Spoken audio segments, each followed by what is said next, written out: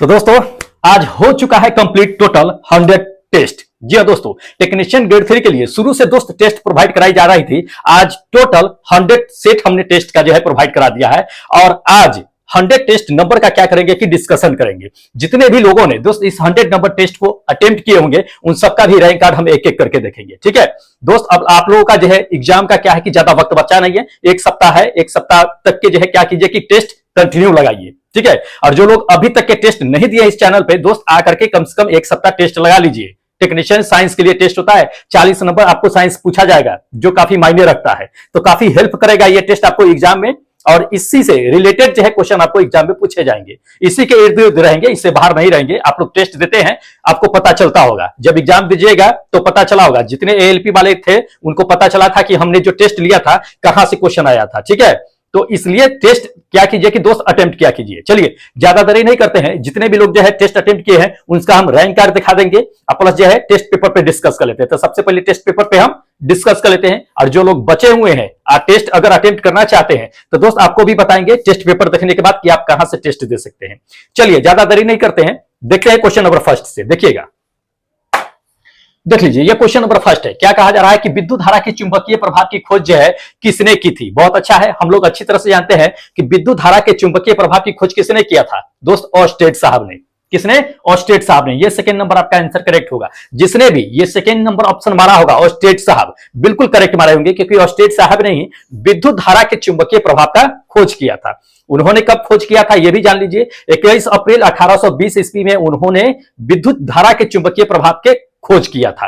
ठीक है, उसने क्या किया था, उन्होंने क्या किया था ऑस्टेड साहब ने, ये थोड़ा सा जान लीजिए। उन्होंने बैटरी से और स्विच लगा करके क्या किया था, एक तार लेकर के एक सर्किट बनाया था और उसी से करंट क्या हुआ था कि प्रवाहित किया था। उसके ऊपर क्या किया था कि एक जो है कंपास रख दिया था। तो जब जैसे सुई धारा जो है उत्तर से दक्षिण की ओर प्रवाहित होना हुआ शुरू हुआ, वैसे कंपास जो है दक्षिण से जो है उत्तर की ओर जो है विक्षेपित हो गया।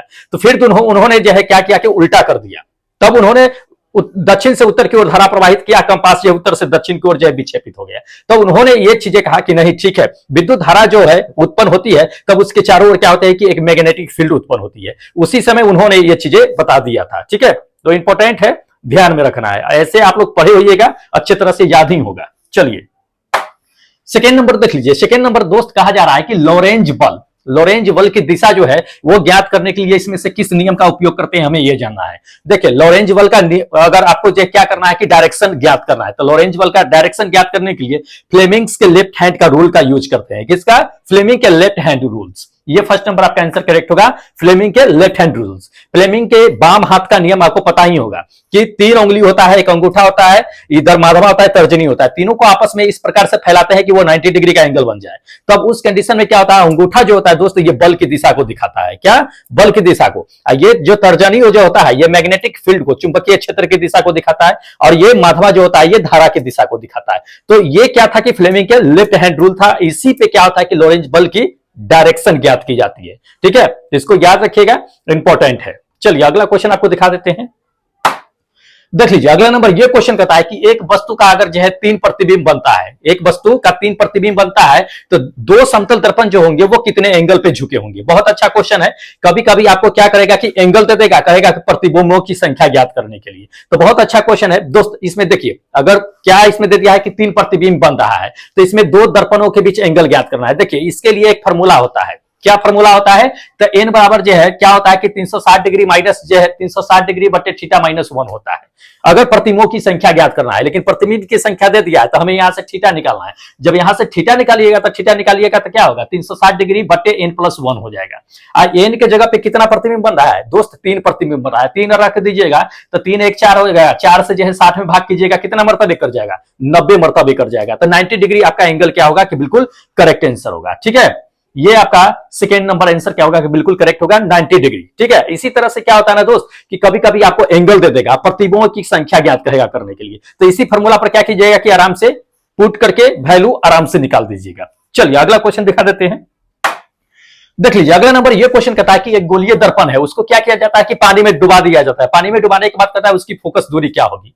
बहुत अच्छा क्वेश्चन है। देखिए अगर इसी में लेंस की बातें कर लेता है कि उत्तल लेंस अवतल लेंस को अगर पानी में डुबाते हैं तो क्या होता है, तब कंडीशन कुछ और होता है। लेकिन यहां पे क्या कह दिया है कि गोलीय दर्पण है, गोलीय दर्पण को पानी में डुबा दिया जाता है तो उसकी फोकस दूरी क्या होगी दोस्त, उसके फोकस दूरी पे कोई प्रभाव नहीं पड़ेगा। अगर गोलीय दर्पण है पानी में डुबा दीजिए कि उसके फोकस दूरी पे कोई प्रभाव नहीं पड़ेगा, कोई इफेक्ट नहीं पड़ेगा, वो अचर रहेगा, कांस्टेंट रहेगा। ठीक है, ये आपका थर्ड नंबर आंसर बिल्कुल करेक्ट होगा कि वह कांस्टेंट रहेगा, उस पर कोई प्रभाव नहीं पड़ेगा। यही आपको अगर अवतल दर्पण या उत्तल दर्पण को अगर दोस्त पानी में डुबा देते तो उसकी फोकस दूरी बढ़ जाती है। क्या होती है, उसकी फोकस दूरी बढ़ जाती है, इसको ध्यान में रखिएगा। ठीक है, अब देखिए कि गोलीय दर्पण की फोकस दूरी क्यों नहीं बढ़ती है, क्योंकि गोलीय दर्पण की जो वक्रता केंद्र होता है उसका क्या होता है कि वक्रता केंद्र फिक्स होता है, उसका जो है क्या होता है कि चेंज नहीं होता है। जबकि अवतल उत्तल लेंस जो होता है या दर्पण जो होता है उसका क्या होता है कि वक्रता त्रिज्या जो है घटती बढ़ती रहती है, तो उस पे क्या होता है कि उस पे जो है आपका वो उसका फोकस दूरी जो है क्या होती है कि चेंज हो जाती है। ठीक है, इसको ध्यान में रखिएगा। चलिए अगला नंबर देख लीजिए। अगला नंबर यह कहता है कि 10 सेंटीमीटर फोकस दूरी वाले उत्तल लेंस की जो है क्षमता क्या होगी। क्षमता यानी कि पावर निकालना है हमें। ठीक है, लेंस की पावर, उत्तल लेंस की पावर। तो देखिए 10 सेंटीमीटर फोकस दे दिया, एफ का वैल्यू दे दिया है 10 सेंटीमीटर। तो हम लोग जो है लेंस की क्षमता एफ पी बराबर जो है जानते हैं हम लोग, फॉर्मूला क्या होता है, पी बराबर 1/8 मीटर होता है, 1/8 मीटर होता है। इसको क्या करना है कि सेंटीमीटर में ले जाना है। सेंटीमीटर में क्यों ले जाएंगे, क्योंकि फोकस आपको सेंटीमीटर में दे दिया है, इसलिए सेंटीमीटर में कन्वर्ट कीजिए उसको। तो पी बराबर जो है क्या हो जाएगा कि सेंटीमीटर मीटर है, मीटर को सेंटीमीटर में ले जाएंगे, 100 से गुना करेंगे तो 100/f हो जाएगा, 100/f हो जाएगा। f का वैल्यू रख दीजिए 10, 10 जैसे ही रखिएगा 10 से डिवाइड कीजिएगा, कितना आ जाएगा 10 डायोप्टर आ गया। अब हमें यह डिसाइड करना है कि ये पॉजिटिव होगा कि नेगेटिव होगा। दोस्त ये पॉजिटिव होगा। उत्तल लेंस में जो प्रतिबिंब बनते हैं वो हमेशा दाई साइड बनते हैं, दायां साइड बनने वाला प्रतिबिंब हमेशा पॉजिटिव होता है, इसलिए पॉजिटिव 10 डायोप्टर होगा। और ये आपका क्या होगा कि सेकेंड नंबर आंसर बिल्कुल करेक्ट होगा कि +10 डायोप्टर करेक्ट आंसर है। चलिए अगला देखिएगा क्वेश्चन, देख लीजिए। अगला नंबर ये क्वेश्चन कहता है कि दो समांतर तार है, उसके क्या होता है कि विपरीत जो है धारा प्रवाहित की जाती है तो क्या कंडीशन हो सकता है। बहुत अच्छा क्वेश्चन है, लोग इसी में कंफ्यूज हो जाते हैं कि दो समांतर तार है, धारा जो है अगर प्रवाहित हो रही है विपरीत दिशा में तो दोनों को आकर्षित करेगा। दोस्त आकर्षित नहीं करता है, वो एक दूसरे को क्या करता है कि विकर्षित करता है। क्या करता है, विकर्षित। ये फर्स्ट नंबर आपका आंसर करेक्ट होगा। दो समांतर तार है, अगर दोनों से विपरीत दिशा में, एक धारा इधर से जा रही है एक धारा इधर से जा रही है, तो दोनों एक दूसरे को क्या करेगा, प्रतिकर्षित करेगा, विकर्षित करेगा। ठीक है, अब वही दो समांतर तार है, अब दोनों को एक ही डायरेक्शन में अगर ले जाइए, धारा प्रवाहित कीजिए, तब वो दोनों एक दूसरे को आकर्षित करेगा। चुंबक के ठीक उल्टा होता है, चुंबक में उल्टा होता है। चुंबक में क्या होता है कि समान अगर पोल है तो एक दूसरे को क्या करेगा कि विकर्षित करेगा, लेकिन इसमें आकर्षित कर लेगा। उसमें अगर दूसरा जो है अलग अलग जो है क्या है आपका पोल है, उत्तरी ध्रुव दक्षिण ध्रुव है, तब अट्रैक्ट करेगा, लेकिन इसमें विपरीत है तो इसमें क्या करेगा कि आपका विकर्षित करेगा। तो इसको ध्यान में रखिएगा, उल्टा होता है मैग्नेट के, बिल्कुल कंफ्यूज मत होइएगा। चलिए अगला नंबर देख लीजिए दोस्त। अगला नंबर ये कहता है कि यदि कह रहा है आपको कि यदि किसी जो है प्रतिवाहक जो है, हाँ दे दिया प्रतिरोध में, यदि किसी प्रतिरोध में प्रवाहित होने वाली जो है धारा की अगर क्या कर दिया जाता है कि दुगुना कर दिया जाता है, तो दुगुना करने पर उसमें उत्पन्न होने वाली ऊष्मा का मान क्या होगा। बहुत अच्छा है, देखिए कोई अगर जो है प्रतिरोधक है, उसमें धारा अगर प्रवाहित हो रही है, धारा के मान को अगर दुगुना कर दीजिए तो उसमें उत्पन्न होने वाली जो है ऊष्मा का मान क्या होगा दोस्त, ऊष्मा का मान 4 गुना हो जाता है। क्या होता है, 4 गुना। ये सेकेंड नंबर आपका आंसर करेक्ट होगा। अब 4 गुना कैसे होगा, देखिए H बराबर क्या होता है, I² होता है। हम लोग जानते हैं हीट के नियम से, उष्मा के नियम से हम लोग जानते हैं, जूल्स के लॉ से H बराबर जो है I² होता है। इसमें H जो होता है वो I के समानुपाती होता है, H समानुपाती I² होता है। ठीक है, अब इसमें I को क्या किया जाता है कि दोगुना कर दिया जाता है, तो दोगुना कीजिएगा तो I² की जगह पे 2I रखिएगा, तो 2I रखेंगे तो 2I का होल स्क्वायर होगा, तो कितना आ गया, 4 गुना आ गया, इसलिए ये जो है 4 गुना हो जाएगा। ठीक है, तो याद रखिएगा ये सब चीजें, क्योंकि इसी कंसेप्ट पर आपको जो है क्या है कि क्वेश्चन पूछे जाएंगे और आपको इस पे सॉल्व करना पड़ेगा। चलिए अगला देखिएगा क्वेश्चन, देख लीजिए। अगला नंबर ये क्वेश्चन कहता है कि विद्युत हीटर में जो तार जो लगी होती है, कुंडली जो लगी होती है, वो किसका व्यवहार करते हैं, हमें यह जानना है। देखिए विद्युत हीटर में जो तार लगती है वो नाइक्रोम का होता है। किसका होता है, नाइक्रोम का। ये फर्स्ट नंबर आपका आंसर करेक्ट होगा कि नाइक्रोम का तार होता है। ये जो सेकेंड नंबर देख रहे हैं दोस्त, ये टंगस्टन, ये विद्युत बल्ब में इस्तेमाल करते हैं। नाइक्रोम देख लीजिए, कभी कभी ये चीजें पूछ देता है कि नाइक्रोम जो होता है वो किसका मिश्रण होता है, तो नाइक्रोम पता ही चल रहा है कि नाइक्रोम जो होता है वो निकेल और क्रोमियम दोनों को मिलाकर के क्या किया जाता है कि नाइक्रोम बनाया जाता है। इसका प्रतिरोध काफी हाई होता है, इसका गलनांक भी काफी हाई होता है, इसलिए इसका इस्तेमाल करते हैं कहां, विद्युत हीटर में करते हैं। तो इसको ध्यान में रखिएगा, ये फर्स्ट नंबर आपका आंसर क्या है कि बिल्कुल करेक्ट आंसर है। चलिए अगला क्वेश्चन देखिएगा, देख लीजिए अगला नंबर ये क्वेश्चन कहता है कि तारे जो टिमटिमाते हैं तो उसकी व्याख्या जो है किस सिद्धांत पर आधारित है, हमें ये जानना है। देखिए तारों का टिमटिमाना किस सिद्धांत पर आधारित होता है? प्रकाश के अपवर्तन के सिद्धांत पे। किसके? प्रकाश के अपवर्तन के सिद्धांत पे। इंपॉर्टेंट क्वेश्चन है ये, फर्स्ट नंबर आपका आंसर करेक्ट होगा, प्रकाश के अपवर्तन के सिद्धांत पे। ठीक है, देखिए तारा जो होता है वो काफी दूर स्थित होता है। जब वहां से प्रकाश जो निकलती है तो अपने वायुमंडल से होते हुए कहां आती है? धरती तक की आती है या हमारी आंखों तक की आती है। ठीक है, तो देखिए वायुमंडल का जो परत होता है वो अलग अलग लेयर में डिवाइड है। हम तो ये अच्छी तरह से जानते हैं, किसी लेयर वायुमंडल का परत जो है किसी का मोटा है किसी का पतला है। तो जब तारे से जब प्रकाश आती है तो उस माध्यम में जब प्रवेश करती है वायुमंडल के, तो जो मोटा होता है वहां पे थोड़ा धीमे चलती है प्रकाश, जहां पतला परत होता है वायुमंडल का वहां तेजी से चलती है। तो एक लेंस की तरह जो है वायुमंडल का परत जो है वो व्यवहार करता है। इसलिए हमें क्या होता है कि जिग-जैग जो है प्रकाश आती हुई नजर आती है और हमें तारे जो होती है वो टिमटिमाती हुई नजर आती है। तो ध्यान रखिएगा, प्रकाश के अपवर्तन के सिद्धांत पे काम करती है। चलिए अगला देखिएगा क्वेश्चन। अगला देखिए कह रहा है कि किसी कोलाइडी बिलियन में निलंबित जो है कणों से जो प्रकाश का प्रकीर्णन होता है उसे क्या कहा जाता है? बहुत अच्छा क्वेश्चन है। देखिए किसी भी कोलाइडी बिलियन से अगर कण से अगर प्रकाश का जो है प्रकीर्णन होता है तो उसको दोस्त हम लोग क्या कहते हैं? टिंडल प्रभाव कहते हैं। क्या कहते हैं? टिंडल प्रभाव। ध्यान रखिएगा, ये सेकेंड नंबर आपका आंसर करेक्ट होगा कि टिंडल इफेक्ट। ठीक है, देखिए ये कब दिखेगा? जैसे मान लीजिए कि कोई बोतल हो गया, कांच का बोतल ले लीजिएगा, उसमें क्या होता है कि छोटे छोटे जो है पार्टिकल्स नजर आपके आएंगे कोलाइडी बिलियन, और उसको धूप में रखिएगा ना तो आपको उसमें क्या होगा कि वो पार्टिकल्स जो होंगे वो कण जो होंगे निलंबित कण वो चलता हुआ नजर आएगा। या टॉर्च मारिएगा तो वो क्या करेगा? कण से जो प्रकाश टकरा करके क्या होगा कि बिखरता है, उसी को प्रकीर्णित कहते हैं। ठीक है, तो वो टिंडल इफेक्ट दिखाता है। टिंडल साहब ने इसकी सबसे पहले खोज की थी, इसलिए इसके नाम पे ही, टिंडल साहब के नाम पे ही ये टिंडल इफेक्ट रखा गया था। ठीक है, दूसरा नंबर इसी से क्वेश्चन पूछा जाता है ये चीजें कि टिंडल प्रभाव जो है वो किससे संबंधित है? तो प्रकाश के प्रकीर्णन से संबंधित है। स्कैटरिंग जो प्रकाश का प्रकीर्णन जो होता है वो कुछ इसी तरह से जो है वो भी दिखाता है कि किसी भी वस्तु पर जब प्रकाश पड़ती है किरणें तो वो चारों ओर बिखर जाती है, उसी को प्रकाश का प्रकीर्णन कहते हैं, स्कैटरिंग कहते हैं। तो इसको ध्यान में रखिएगा, इंपॉर्टेंट है, पूछे जाते हैं। ठीक है, चलिए अगला क्वेश्चन आपको दिखा देते हैं, देखिएगा। हाँ देख लीजिए, अगला नंबर ये कहता है कि आयु में वृद्धि होने पर मानव के नेत्र में क्या होता है कि समंजन क्षमता जो होती है वो घट जाती है। इस दोष को क्या कहते हैं, हमें यह जानना है। देखिए जैसे जैसे आयु बढ़ती है वैसे वैसे नेत्र का क्या होता है कि समंजन क्षमता घट जाता है। समंजन क्षमता घटने का क्या मतलब होता है कि उसकी जो है देखने की जो क्षमता होती है दूर और निकट की, वो देखने की क्षमता क्या होती है कि धीरे धीरे घट जाती है। तो वो क्या कहलाता है? देखिए ये बुजुर्गों में होता है, और ये जो होता है आपका समंजन क्षमता जो घटता है उसको जरा दृष्टि दोष के नाम से जानते हैं। किसे? जरा दृष्टि दोष के। ये फोर्थ नंबर आपका आंसर करेक्ट होगा कि जरा दृष्टि दोष के नाम से जानते हैं। देखिए इसमें होता क्या है कि जैसे जैसे उम्र बढ़ता है वैसे वैसे उसकी जो है क्या होती है, समंजन क्षमता घटती है। इसमें होता है ये चीज है कि दूर की वस्तु को आप नहीं देख पाते हैं और ना नजदीक की वस्तु को सही देख पाते हैं, बिल्कुल क्लियर नहीं देख पाते हैं। ठीक है, तो वो आपका जरा दृष्टि दोष होता है। इसके निवारण के लिए जो लेंस का यूज किया जाता है वो बाइफोकल लेंस का यूज किया जाता है। मतलब आपके चश्मे में जो होगा वो उत्तल लेंस और अवतल लेंस दोनों लगे होते हैं। ठीक है, तो जैसे कि दूर की वस्तु देखना है तो अवतल लेंस का यूज करते हैं, निकट की वस्तु देखना है तो उत्तल लेंस। तो दोनों लेंस जो होते हैं एक चश्मे में फिट होता है, तो दूर को नजदीक को दोनों को देखा जा सकता है। ठीक है, जरा दृष्टि दोष वैसे व्यक्ति में ही पाया जाता है, तो इंपॉर्टेंट है, ध्यान में रखना है। चलिए अगला देखिएगा क्वेश्चन, देख लीजिए अगला नंबर ये कहता है कि रेजिन और गोंद कहां पाए जाते हैं? पौधे में पाए जाते हैं। ये चीजें हम लोग अच्छी तरह से जानते हैं, लेकिन पौधे इसमें दिया नहीं है। पौधे में ही रेजिन और गोंद होते हैं। रेजिन और गोंद होता क्या है? अपशिष्ट पदार्थ होता है, बेकार पदार्थ होता है जो पौधे में बिल्कुल जो है उसका यूज नहीं होता है। तो वैसे बेकार पदार्थ को रेजिन या गोंद के रूप में हम लोग जानते हैं। ठीक है, ये कहां संचित होता है? तो पुराने जाइलम जो होता है उसमें क्या होता है कि रेजिन और गोंद जो है संचित होता है। इसको क्या करता है कि पुराने जाइलम जो है पानी के रूप में बहा भी देते हैं या लिक्विड फॉर्म में होता है, इसको धरती में धीरे धीरे लस्सा के रूप में क्या होता है कि जम जाता है। जैसे कि आम के पेड़ में देखे होइएगा लस्से की तरह होता है, वो क्या होता है? रेजिन होता है, गोंद होता है। तो वो क्या होता है कि पुराने जाइलम में वो मौजूद होता है। तो इसका आंसर करेक्ट होगा, पुराने जाइलम में ये दोनों मौजूद होता है। ये फोर्थ नंबर।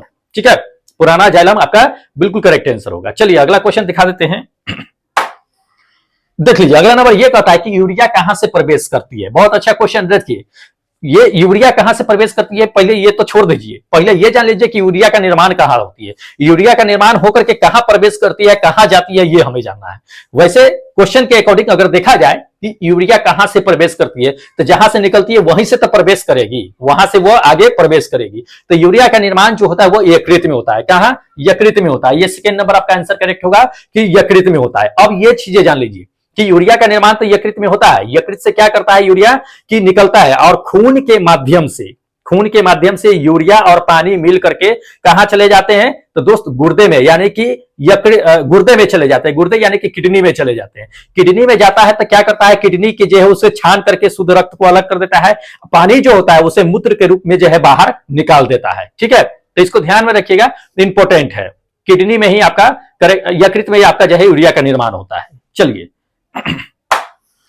अगला नंबर देख लीजिए। अगला नंबर ये क्वेश्चन कहता है कि फूलों का कौन सा भाग जो होता है वो फल में बदल जाता है। बहुत अच्छा क्वेश्चन है। देखिए फूलों का वो कौन सा भाग होता है, अंडाशय वाला, ओवरी वाला भाग जो होता है वो फल में कन्वर्ट हो जाता है। बहुत देखे होइएगा कि फूल जैसे निकलता है उसका अंडाशय वाला भाग धीरे धीरे जो है फल में परिवर्तित होना शुरू हो जाता है। तो अंडाशय वाला भाग हो जाएगा। ये थर्ड नंबर आंसर करेक्ट होगा, अंडाशय वाला भाग। ठीक है, चलिए अगला क्वेश्चन आपको दिखा देते हैं, देखिएगा।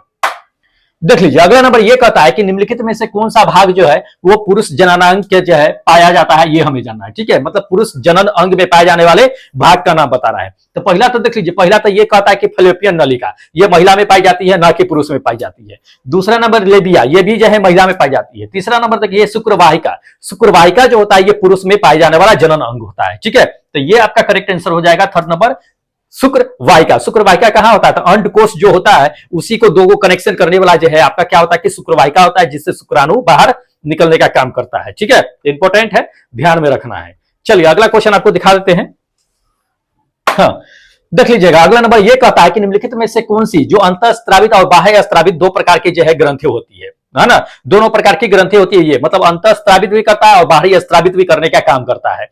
ठीक है, तो देखिए अपने शरीर में जो है दो ऐसे ग्रंथि हैं, दो अपने पाए जाते हैं अपने शरीर में ग्रंथि जो अंतःस्रावित और बाह्य स्रावित करता है। पहला नंबर कौन पाई जाती है, तो ये जान लीजिए। पहला नंबर आपको ऑप्शन में ही दे दिया है, ये अग्नाशय। अग्नाशय जो है क्या है कि बाहरी और आंतरिक दोनों तरह का जो है स्रावित करने का काम करता है। अग्नाशय से क्या होता है दोस्त, हम लोग अच्छी तरह से जानते हैं कि इंसुलिन का स्रावित होता है। अग्नाशय से क्या होता है, इंसुलिन से। अब देखिए दूसरा नंबर ये है कि बाहरी और जो अंतःस्रावित करता कौन है। एक तो हम जान गए हैं कि ये अग्नाशय है जो इंसुलिन का स्राव करती है। दूसरा नंबर ये जान लीजिए कि यकृत भी है। क्या है, यकृत, जो पीत का जो है स्राव करता है। पीत का स्राव कौन करता है, यकृत करता है। यकृत भी क्या है कि अंत और बाह्य स्रावित दोनों ग्रंथि है। ठीक है, इसको ध्यान में रखिएगा, इंपॉर्टेंट क्वेश्चन है। चलिए अगला क्वेश्चन आपको दिखा देते हैं। देख लीजिए अगला नंबर ये कहता है कि पोन्स हो गया, मेडुला हो गया, उसके बाद जो है अनुमस्तिष्क हो गया। ठीक है, ये तीनों जो कहता है कि कहां होता है। ठीक है, किसका हिस्सा है। देखिए पोन्स, मेडुला और अनुमस्तिष्क, पिछले क्लास अगर आप किए होइएगा तो हम आपको बता दिए थे कि पोन्स, मेडुला और अनुमस्तिष्क जो होता है वो पश्च मस्तिष्क का भाग होता है। किसका, पश्च मस्तिष्क का भाग होता है। ये थर्ड नंबर आपका आंसर करेक्ट होगा कि ये पश्च मस्तिष्क का भाग होता है, पिछले दिमाग का भाग होता है। ठीक है, इसमें होता क्या है तो आपको बता दिया कि श्वास लेना, हृदय, नींद, सोना, जगना, उठना, बैठना, ये सभी का जो है कंट्रोल कहां पे होता है, ये पश्च मस्तिष्क से होता है। तो इसका काम होता है ये। ठीक है, तो इसको ध्यान में रखना है, इंपॉर्टेंट क्वेश्चन है। चलिए अगला क्वेश्चन आपको दिखा देते हैं, देखिएगा। हाँ देख लीजिए दोस्त, अगला नंबर ये क्वेश्चन कहता है कि आवर्त सारणी के कहता है किसी आवर्त के बाएं से दाएं जाने पर कहता है कि ऑक्साइडीय अम्लीय की प्रकृति क्या होती है। देखिए जैसे ही आप जो है क्या कीजिएगा ना दोस्त कि आवर्त सारणी में बाएं से दाएं की ओर जाइएगा, वैसे ही अम्लीय की प्रकृति क्या होती है कि अम्लीयता जो होता है वो बढ़ता चला जाता है। क्या होता है, बढ़ता चला जाता है। ये सेकेंड नंबर आपका आंसर क्या होगा कि बिल्कुल करेक्ट होगा कि अम्लीयता क्या होगा कि बढ़ता चला जाता है। ठीक है, चलिए अगला देखिएगा क्वेश्चन। देखिए एक पिकोमीटर कहता है कि एक पिकोमीटर जो है वो कितने मीटर के बराबर होता है। बहुत अच्छा क्वेश्चन है, अगर आपको पता होगा, याद किए होइएगा कि milli, micro, nano, pico, femto, atto, तो आसानी से चुटकी बजा के मार दीजिएगा कि क्या है क्या नहीं है। ठीक है, milli, micro, nano, pico, femto, atto, ये माइनस में होते हैं, 3 के रेंज में चलते हैं। 3, 6, 9, 12, 15, 18 ऐसे चलते हैं। तो मिली, माइक्रो, नैनो, पिको 4 पे आ गया, 3 चौके 12 हो गया, पावर में माइनस लगा दीजिएगा, ये आपका करेक्ट आंसर हो जाएगा third number, 10 to the power -12 metre. ठीक है, इंपॉर्टेंट है दोस्त। ये सभी का जो है डिक्लेयर जो है पूरा डिक्लेरेशन जो है आपका पीडीएफ में लिखा होगा। पीडीएफ आप ले लीजिएगा। पीडीएफ आपको कहां मिलेगा, तो टेलीग्राम पे मिलेगा, लिंक डिस्क्रिप्शन बॉक्स में दिया हुआ है, जाकर के टेलीग्राम ज्वाइन कर लीजिएगा, वहां से आपको हम दे देंगे। ठीक है, चलिए और अगला क्वेश्चन दिखा देते हैं आपको।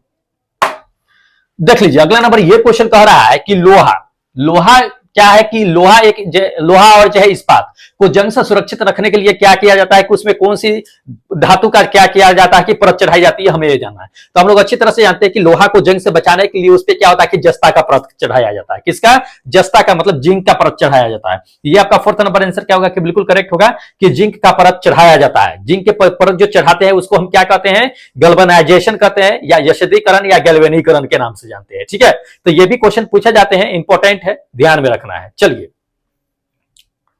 अगला नंबर देखिए, अगला नंबर दे दिया है कि ओटेक। ओटेक मतलब कि OTEC है, ठीक है, विद्युत संयंत्र है। अब ये समझ लीजिए कि ये क्या होता है कि समुद्र में होता है, जो 2 किलोमीटर के अंदर तक की गहराई तक के ताप में अंतर पाए जाने पे जो है इसका इस्तेमाल किया जाता है। तो आखिर ओटेक है क्या, कितने डिग्री सेल्सियस पे जो है ये काम करता है? समुद्र के परत, अब उसके समुद्र के 2 किलोमीटर गहराई तक के जाएगा, कितना डिग्री टेम्परेचर का अंतर मिलेगा, जो ओटेक का हम वहां पे इस्तेमाल करते हैं। ओटेक क्या है ये भी चीजें हम बता देंगे आपको। पहले समझ लीजिए कि समुद्र से 2 परत जो होती है, सतह जो होती है, वहां से 2 किलोमीटर अंदर तक के जाइएगा तो आपको 20 डिग्री सेल्सियस का डिफरेंट मिलेगा। कितना? 20 डिग्री सेल्सियस का। ये थर्ड नंबर आपका आंसर करेक्ट होगा, 20 डिग्री सेल्सियस का। अब ये चीज जान लीजिए कि ओटेक क्या आता है कि विद्युत संयंत्र होता है, विद्युत संयंत्र होता है। ओटेक का इस्तेमाल करके क्या किया जाता है कि ये जो समुद्री लहर की एनर्जी जो होती है उसको विद्युत ऊर्जा में जो है कन्वर्ट कर दी जाती है ओटेक के सहारे। ठीक है, ओटेक क्या होता है? तो ऑपरेशन थर्मल एनर्जी आपका जो है कन्वर्जन होता है। ठीक है, मतलब ओशियन ऊर्जा को इलेक्ट्रिक ऊर्जा में कन्वर्ट करने का यह एक तरह का विद्युत संयंत्र यंत्र होता है। ठीक है, इसको ध्यान में रखिएगा।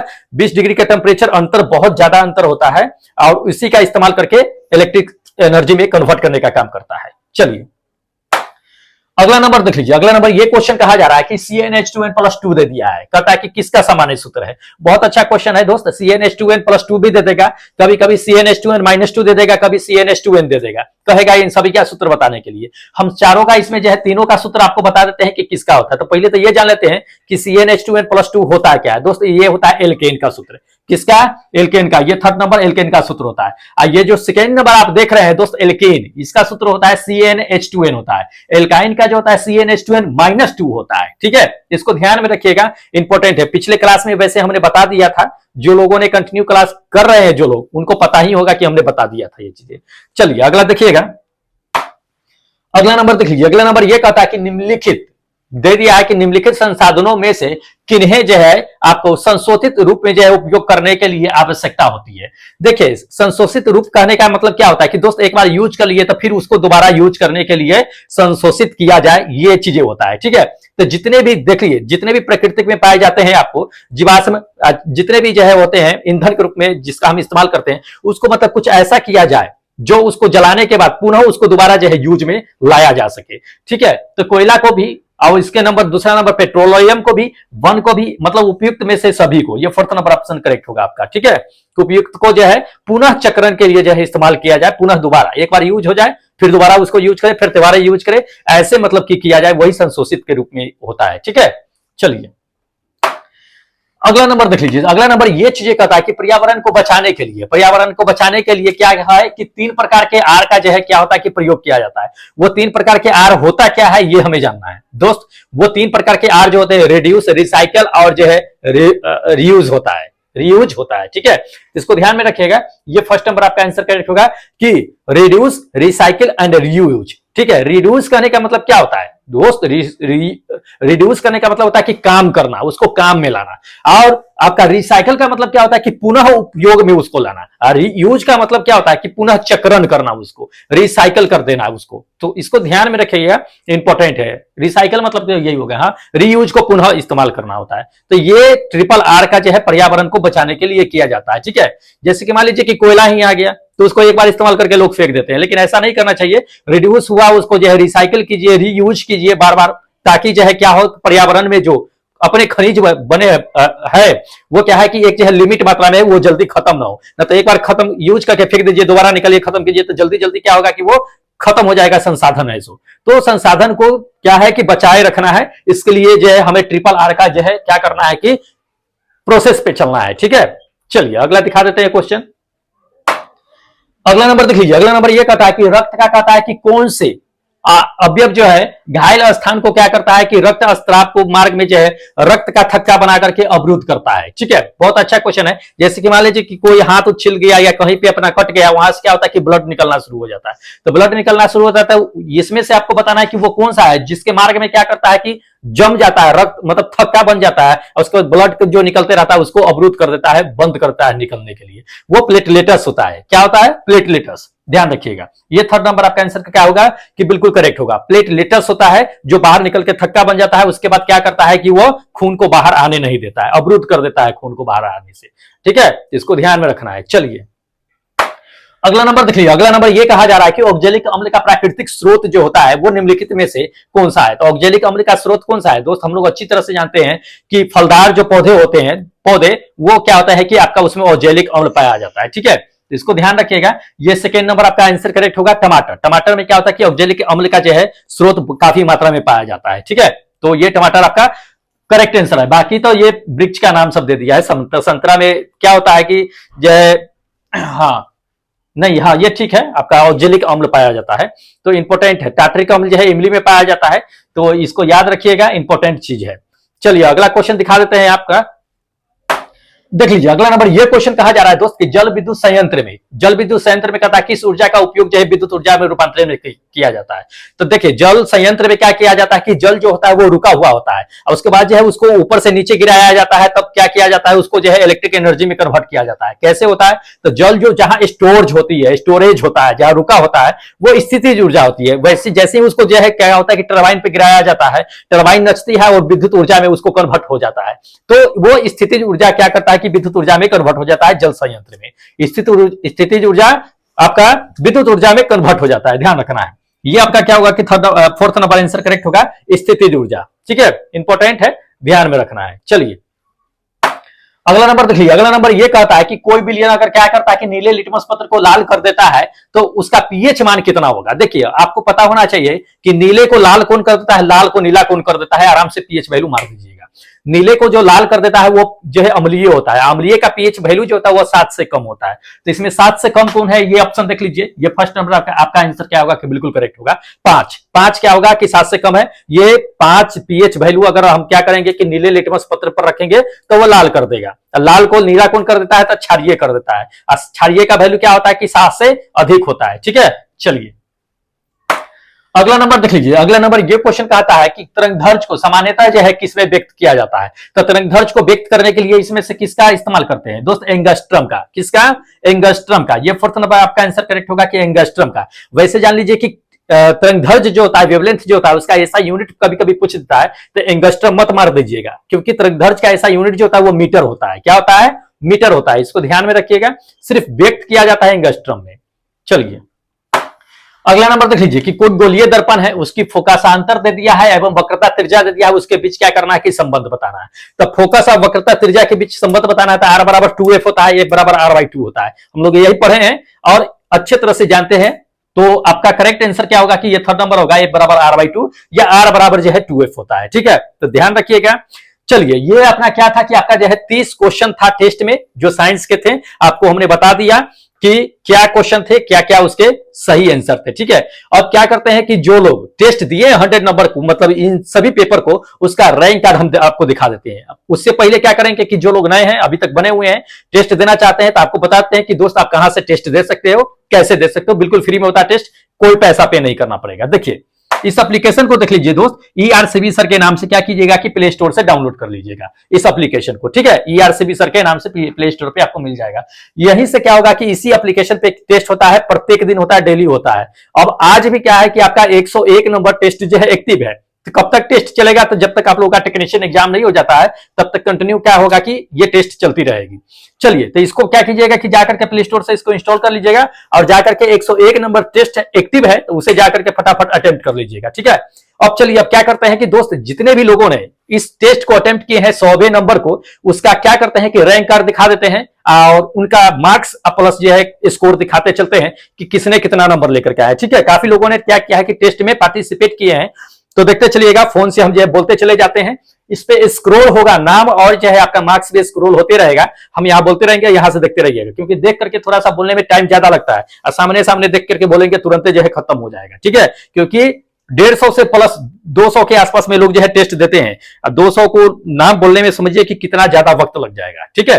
तो इसी तरह से बताते हैं, चलिए देख लीजिएगा। वैसे देख लीजिए, ये अपना जो है आपका क्या है कि रैंक कार्ड है। अब देख लीजिए कि कितने लोग जो है इसमें जो है पहले नंबर पे कौन है, दूसरे नंबर पे कौन है, तीसरे नंबर पे कौन है, सबका मार्क्स देख लीजिए इसमें।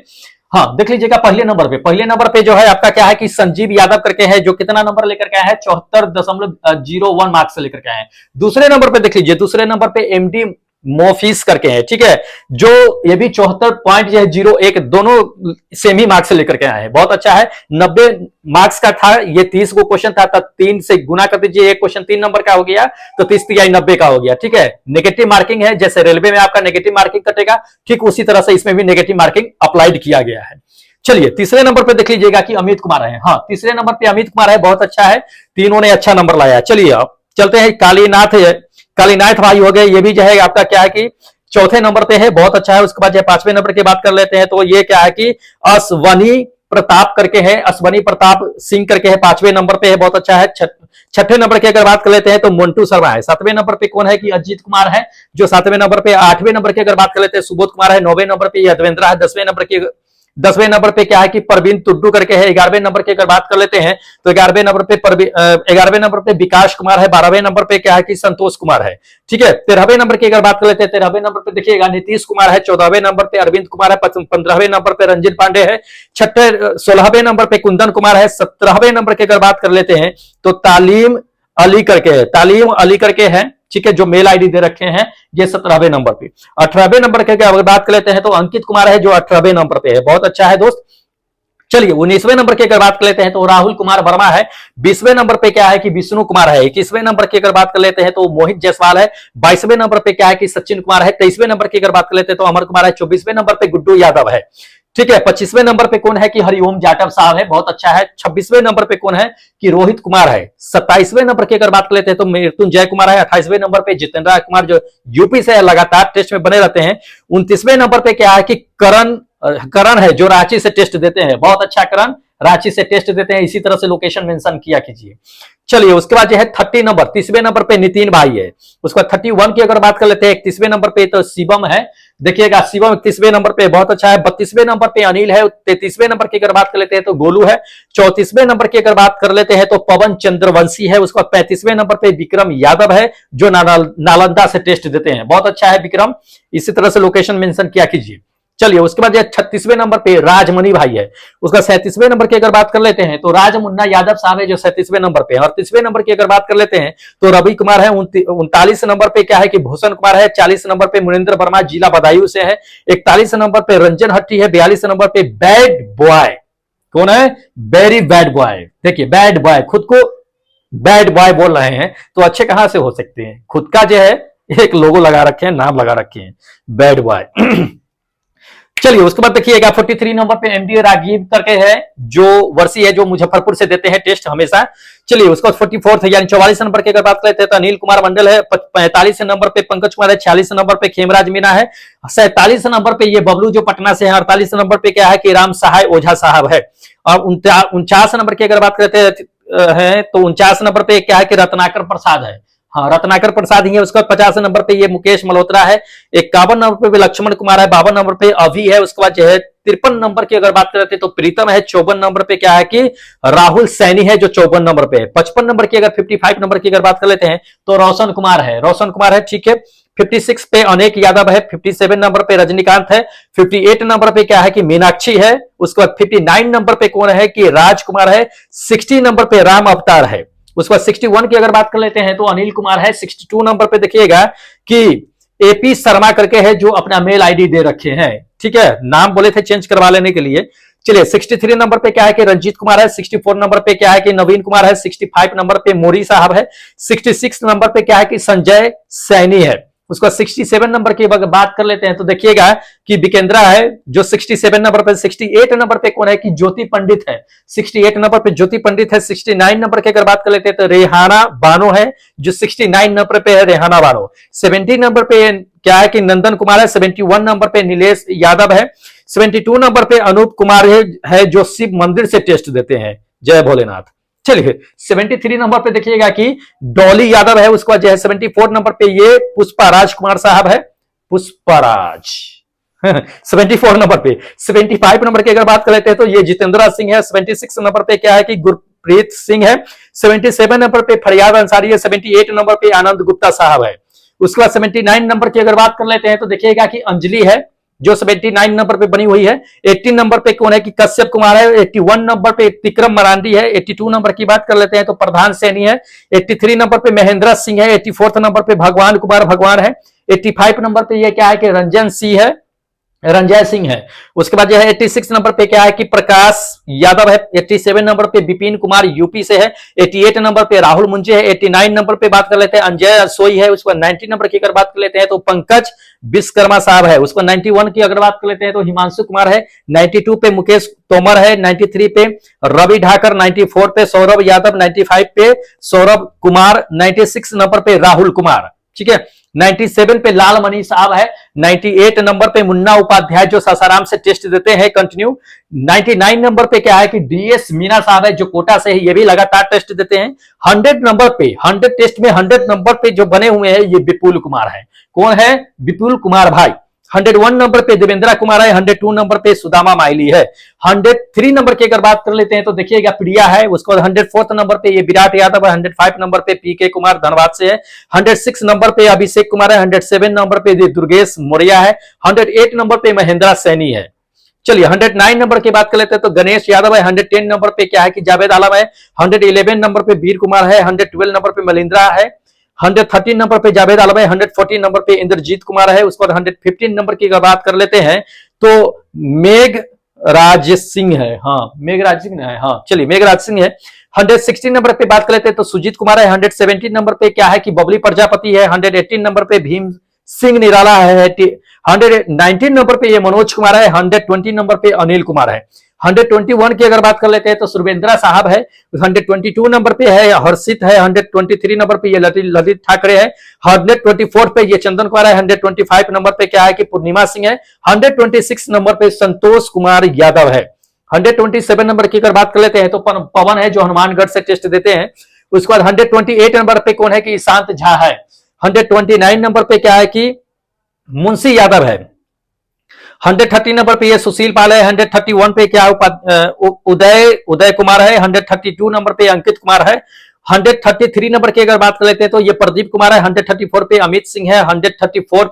135 नंबर पे डीवीटी करके है। हाँ डीवीटी करके है, पूरा नाम पता नहीं है। चलिए 136 नंबर की अगर बात कर लेते हैं श्रीनिवासम करके है जो अपना जीमेल आईडी डाल रखे हैं। 137 नंबर की अगर बात करते हैं अजय कुमार है। उसके बाद कमलेश कुमार जो 131 नंबर पे है। उसका संदीप कुमार देख लीजिएगा अपना जो है आपका बने हुए हैं 39 नंबर पे 139 पे। उसके बाद जो है 140 पे बने हुए मनेन्द्र द्विवेदी करके है। 141 पे जो है राइटर पंछी दे रखे हैं 141 पे है। उस 142 नंबर की बात कर लेते हैं तो ये निलिमित कुमार है। उसके बाद जो है निमित कुमार है। 143 नंबर पे ये महेंद्रा है। 144 पे रणवीर कुमार है। 145 की बात कर लेते हैं तो बसंत मेहता है। 146 पे क्या है कि सुल्तान खान है। 147 नंबर पे गौरव एसबीएल है। 148 पे जो है क्या है कि अतुल्य है। उसके बाद 149 पे ये डब्ल्यू सिंह है। 150 नंबर पे राकेश कुमार है। उसके बाद 151 की बात कर लेते हैं तो दोस्त ये चंद्रराज शेखर है। उसके बाद जो है 152 नंबर पे क्या है कि विकास नारडिया है। उसके बाद 153 नंबर पे क्या है कि ये नायडू साहब है। उसके बाद 154 नंबर की अगर बात कर लेते हैं तो ये मेहुल यादव है। 155 नंबर पे ये विक्रम है, विक्रम लिख है। 156 नंबर पे ये नीरूलाल जो है टुड्डू है। 157 नंबर की अगर बात कर लेते हैं तो सोमलाल कुमार है। 158 नंबर पे देख लीजिएगा 158 नंबर पे अनिरुद्ध कुमार है। 159 पे क्या है कि अनुज कुमार है। 160 नंबर पे क्या है कि संजय कुमार है। उसके बाद 161 पे क्या है कि सत्येंद्र है। 162 नंबर पे ये रोमेन खान है। उसके बाद बताते हैं 163 नंबर पे आपका अनुभव मिश्रा है। कौन है? अनुभव मिश्रा। 164 नंबर पे देखिएगा तो ये परवेज आलम करके है 164 पे। 165 पे क्या है कि सुमन किसपोटा से है। उसके बाद जो है आपका 166 नंबर पे जो बने हुए एन कुमार है। 167 पे अश्वथी केजे करके हैं। 168 पे क्या है कि संयोग वर्मा है। ठीक है। 169 नंबर पे क्या है कि ओमकार पटेल है। 170 नंबर की बात कर लेते हैं तो विनय कुमार जो यूपी से हैं। 171 पे अंकित रेमटेक है। 172 नंबर पे अंकित राव जो जौनपुर से टेस्ट देते हैं, बहुत अच्छा है। 173 पंकज कुमार पे है। 174 पे कौन है कि अजय यादव साहब है। 175 की अगर बात कर लेते हैं तो गणेश कुमार है। 176 पे योगेश तिवारी है। 177 नंबर पे दिनेश पीके करके जीमेल आईडी दे रखे हैं ये।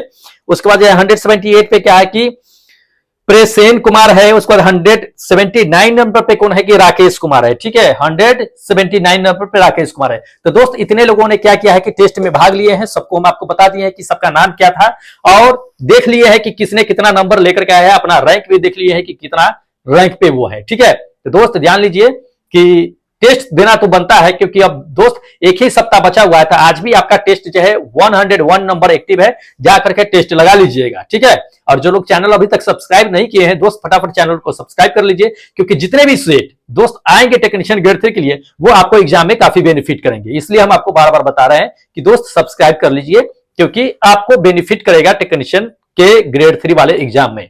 ठीक है, तो चलिए ज्यादा देरी अब मत करते हैं, अब हमें इजाजत दीजिए। फिर मिलेंगे एक नए वीडियो एक नए सेट के साथ। तब तक जय हिंद दोस्तों।